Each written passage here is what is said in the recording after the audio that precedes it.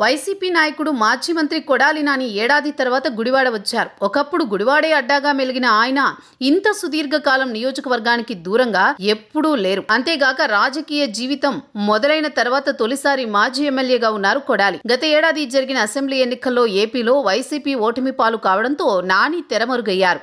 నిరుడు జూన్ 4న ఎన్నికల ఫలితాలు రాగా కౌంటింగ్ కేంద్రం నుంచే కొడాలి బయటకు వెళుతుండడమే ఇంకా బాగా గుర్తు.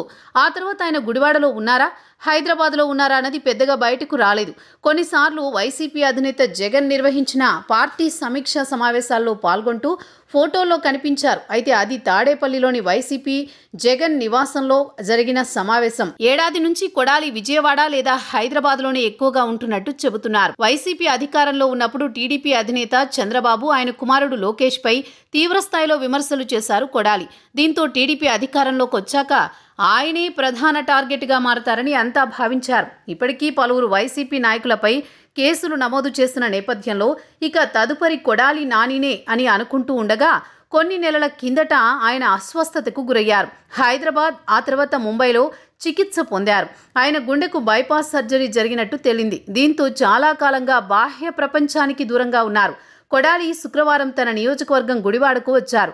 మాజీ ఎమ్మెల్యే, ప్రస్తుత ఏపీ వేర్ హౌసింగ్ కార్పొరేషన్ చైర్మన్గా ఉన్న రావి వెంకటేశ్వరరావుకు చెందిన క్లాత్ షోరూంపై దాడి ఘటనలో కొడాలిపై గతంలో కేసు నమోదైంది.